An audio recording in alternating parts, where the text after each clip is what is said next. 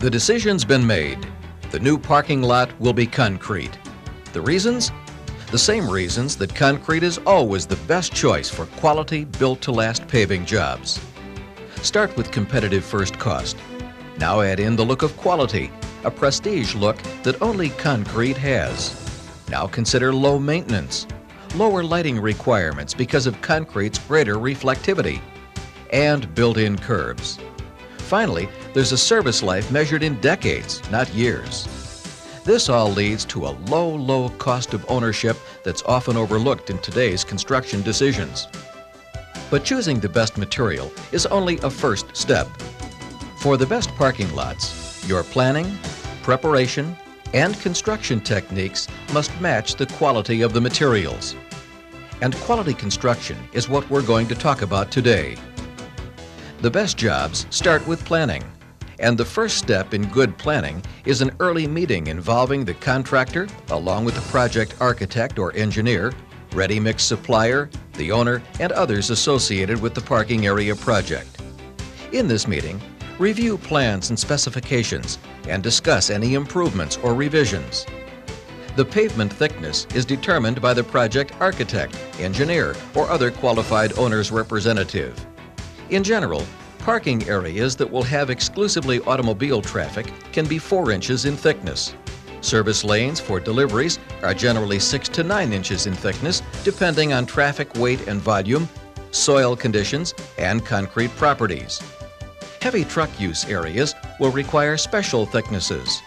For proper drainage, the pavement cross slopes should be a minimum of 1/8 of an inch per foot. During these meetings, it's beneficial to establish a paving sequence and a jointing plan. While concrete placement may not be critical on small jobs, larger projects do call for placement strategies.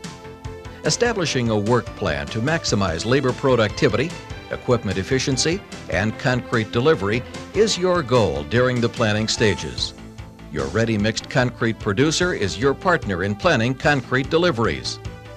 Finally, just before the job begins, you want to meet with your personnel to discuss day-to-day operations, equipment needs, work schedules, and the importance of quality. Now that you've considered every aspect of the job that guarantees quality construction and customer satisfaction, you're ready to begin your project. To ensure good pavement performance, make sure the subgrade is properly prepared, uniformly compacted, and proof-rolled. Fine grading is usually done just ahead of paving. Any soft or otherwise unsuitable materials should be made suitable by cross-blending or removed and replaced with acceptable material. Pavements should never be placed on muddy or frozen subgrades.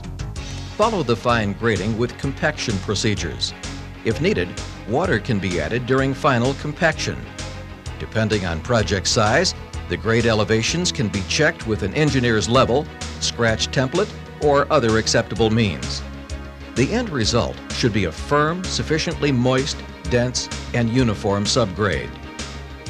When placing a concrete pavement over a deteriorated asphalt parking area, a process commonly referred to as white topping, minimal preparation of the existing pavement is necessary prior to concrete placement. Only the most severe distresses, such as large potholes, extreme shoving, or underlying subgrade failures, need removal and repair prior to overlay. Otherwise, the new concrete can be placed directly on the asphalt with no special procedures other than sweeping the surface. Concrete mixtures are designed to produce quality concrete. ASTM C94, a comprehensive standard specification covering manufacturing, delivery procedures, and quality control of ready-mixed concrete, offers excellent guidance for specifying concrete. Let's look at a few aspects of quality concrete. Strength. For most areas of the country, specifying concrete with a compressive strength of 4,000 psi at 28 days is adequate. Durability. Because parking areas can be exposed to many demanding conditions, including severe freeze-thaw cycles, de-icing salts, and traffic overloads, it's important that the concrete pavement is durable. Durability is ensured by specifying the following. Good quality aggregates. sufficient concrete strength, as mentioned previously. Air-entrained concrete. In severe climates, average air contents may be 6 to 7%. Proper finishing and curing of the concrete. Workability. Your concrete should be easy to place, consolidate, and finish. When paving with forms, an air-entrained concrete mixture with a slump of 4 inches is quite workable. Slumps higher than 5 inches should not be used unless a water-reducing admixture has been specified. For slip form paving, slumps as low as 1 inch can be successfully used. Economy. Economy is always an important consideration in selecting the concrete mixture. Standard commercial mixes proportioned with locally available materials are usually more economical than custom-designed mixes. Another important point to remember, often integral curbs can be placed, saving both time and money. Where specified, integral curbs are easily formed to shape with only minor adjustments necessary. Consult with your ready-mix concrete supplier or allied association.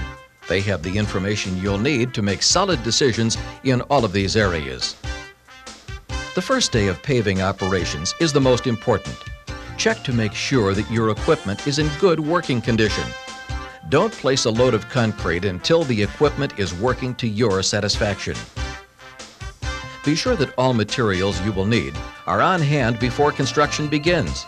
Adequate backup equipment and materials like vibrators, forming materials, hand tools, saws, and extra blades, curing compound and spraying equipment, polyethylene sheets and burlap should be on site and readily available. Establish early in the project that all materials will be handled and stored properly. Establish equipment cleaning procedures from day one. The job will just go better and be better. Monitor concrete delivery and work schedules to ensure uniformity and quality.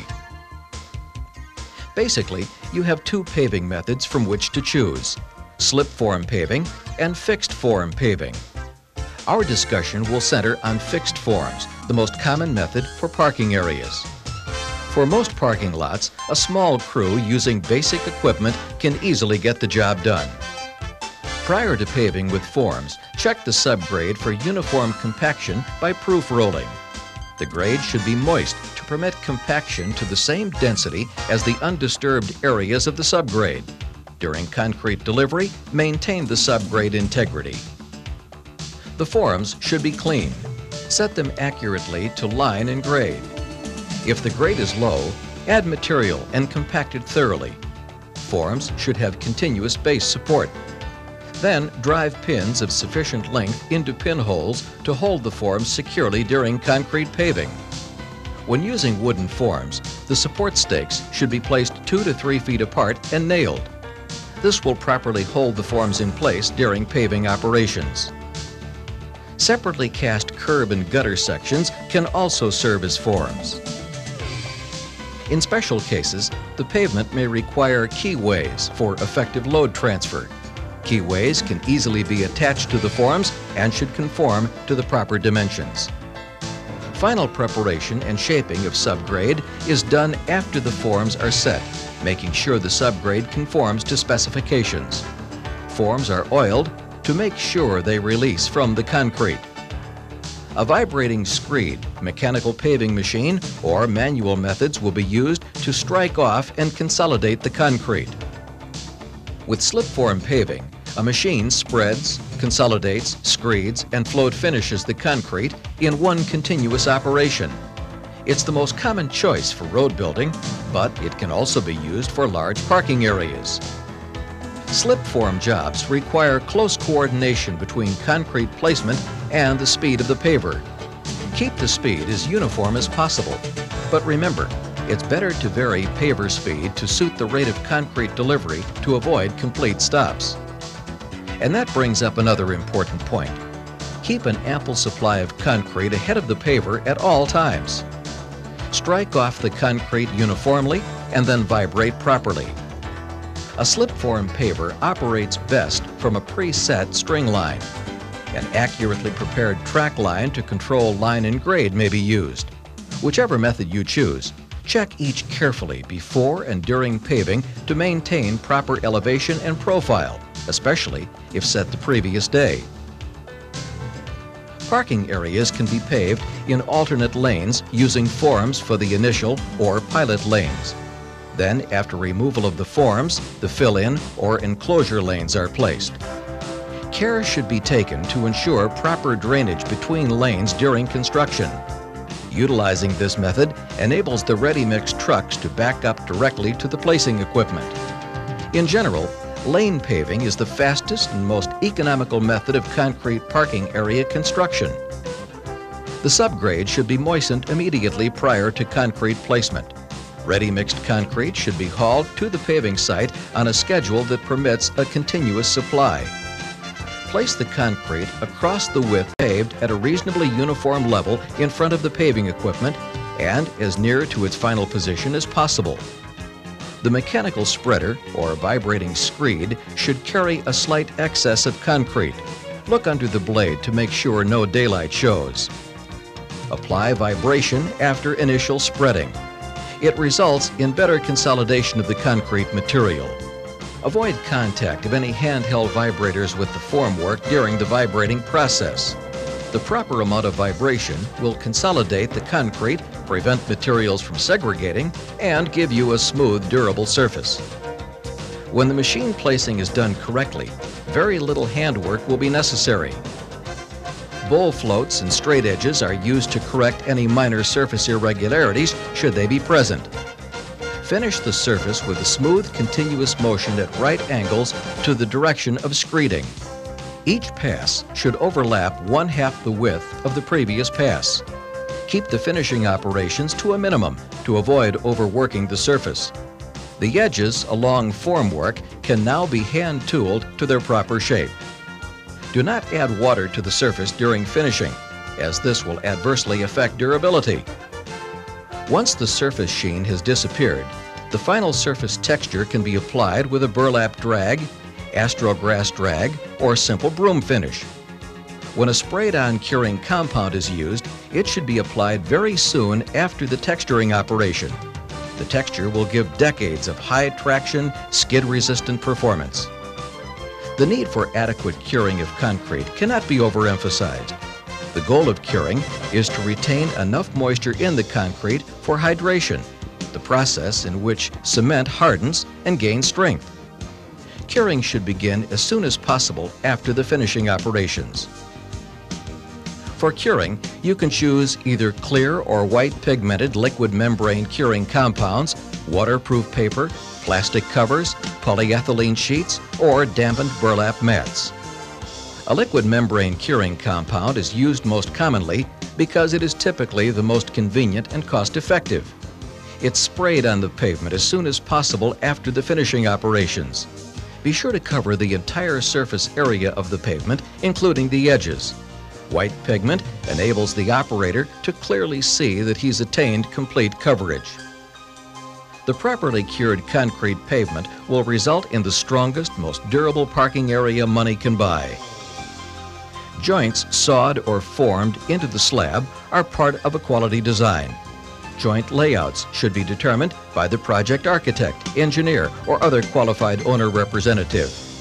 The 3 types of joints most commonly used in concrete parking lot pavements are control, isolation, and construction. Each joint in a parking lot has a specific purpose. There are several basic guidelines to follow. Control joints are placed in concrete pavement to control cracking. The proper spacing of control joints are determined primarily by pavement thickness and, to a lesser degree, by several other factors, including concrete strength, climate, and aggregates. Local experience is often the best guide in determining joint spacing. The use of mesh or temperature steel is unnecessary when control joints are properly spaced. Joints can be made by using plastic inserts, hand tooling, or sawing. If either plastic inserts or hand tooling is used, be sure the strip, or tooling, is at the right location, correct depth, and perpendicular to the parking lot surface. Line up joints all the way across the pavement and align with joints in curb and gutter. Sawing joints require proper timing and location. Mark saw cut locations by snapping a string line across the concrete. To avoid random cracking, the hardness of the concrete pavement must be closely monitored. Concrete should be hard enough to sustain the weight of the saw. This may be as soon as 4 hours after the concrete placement in hot weather. The correct time to saw is when a very slight raveling of the joint occurs. Abrasive blades may be used to saw limestone coarse aggregate and diamond blades for hard aggregates. Dry sawing with abrasive blades works best before the concrete has developed high strength. Diamond blades work best when the concrete has already reached higher strength. Joints should be cleaned with compressed air or flushed out with water right after sawing. The depth of the sawed joints is generally specified to be 1/4 to 1/3 the slab thickness. Monitoring of the saw blade wear is helpful in meeting this requirement. Joint width is also important. If concrete is cracking ahead of the saw before the joint is completed, stop sawing immediately and move to the next joint. This crack will function as a joint. Simply finish sawing with a random crack saw and seal at a later time. When joint sealants are used, construct all joints in conformance with the sealant manufacturer's recommendations. Thoroughly clean the joint and allow it to dry prior to sealing operations. A quick note on 2 special joints. Isolation joints. Used only at specific locations to allow for differential movement between structures, light fixtures, and other fixed objects, these joints require a continuous compressible material that will extend the entire pavement thickness and lane width. Construction joints. Because these occur at the end of a workday or at a point where further work has been delayed, it's important that both concrete quality and uniformity be maintained and workmanship be at its highest. Construction joints in the longitudinal direction divide paving work into convenient increments. Keyways and deformed tie bars are often used in construction joints. Additional information on jointing practices is available from your ready-mixed concrete supplier and allied associations. When curing is completed, you're almost ready to go. Parking lane striping and joint sealing, if specified, are all that remain before the parking lot is open to traffic. Generally, automobile traffic can be allowed on the pavement 3 days after placement, and truck traffic after 7 days, unless tests are made to determine that the concrete has gained adequate strength, usually 3,000 psi, to avoid damage from equipment. In the event that a pavement must be used by construction equipment or open to traffic more quickly than normal, special concrete mixtures can be used. These mixes, commonly referred to as fast-track concrete, allow for early opening to traffic, even as early as 6 to 8 hours. So there they are, 8 steps to quality construction. Following them carefully will result in a concrete parking lot that will meet the owner's needs for decades to come. Quality construction leads to customer satisfaction, and customer satisfaction is the best way to build your business reputation.